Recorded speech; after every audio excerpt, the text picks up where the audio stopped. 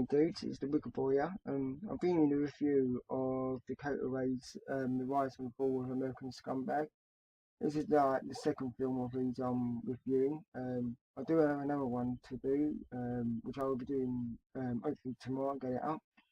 But nevertheless, this one, The Rise and Fall of American Scumbag, is five interconnecting stories based around a group of characters. One being Johnny, played by Dakota, and who's a drug addict and also a hitman who works for a drug kingpin and dealer called Pat. And to get his sort of his fix he has to do it for Pat. So she sends him on his latest hit where he's meant to be going after vigilante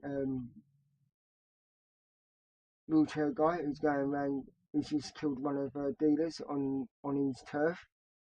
So she sends him to try and get hold of him and to kill him. Meanwhile, this is other story going on between two lovers, one's Billy and Candy, and of course Candy's father's not too happy about seeing someone like him because he's a pure scumbag, we like to call it, and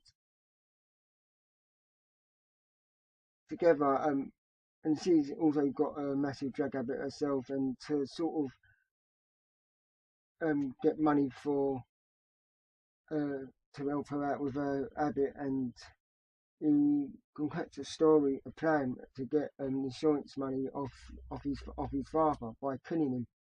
But during that segment of the story, you find out that doesn't go according to plan. So he needs to also come up with other ideas to get the money together or some drugs together so he can start a life and get out of there with Candy.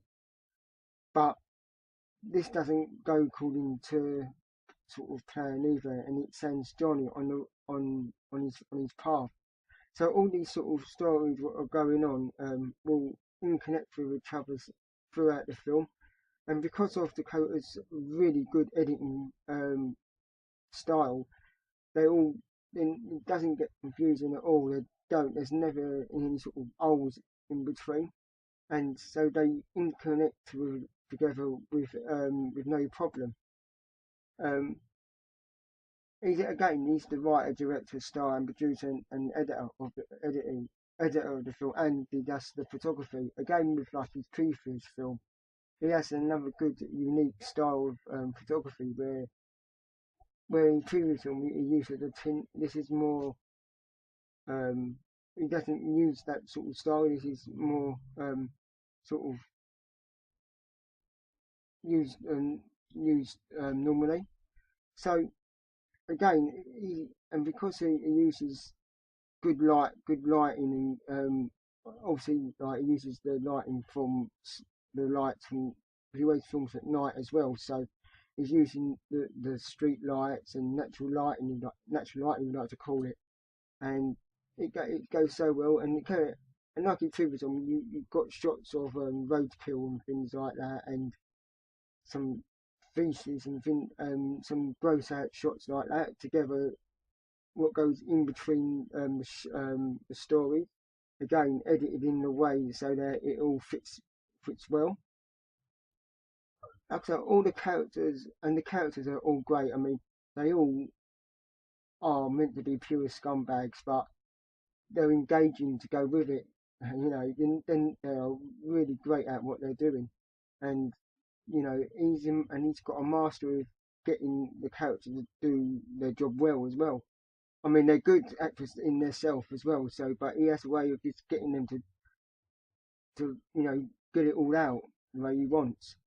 And like I said, towards at the end of the story, all these body counters rise due to all these stories in connection with each other. So again, and together with the thumping soundtrack, I mean, this time around he uses a punk soundtrack, and I love punk music. So I think that Skullcrack, I think they was called. Correct me if I'm wrong. Sorry. But yeah, I love the soundtrack, and again, it goes so well with the actual filming, and it's throughout the film. And again, there's a lot of narrating over this on Dakota Fight. He uses a lot of like narrating over on certain parts of the film, which is well done as well. So together, this is really really good. This film. I mean, I mean, I watched it twice because I really enjoyed it. So, and to get some more info in my head about the film. But nevertheless, this is the rise and fall of American Scumbag. But this is the rise and rise of Dakota Rose being a great filmmaker. Awesome. I definitely check it out. Hey, dudes.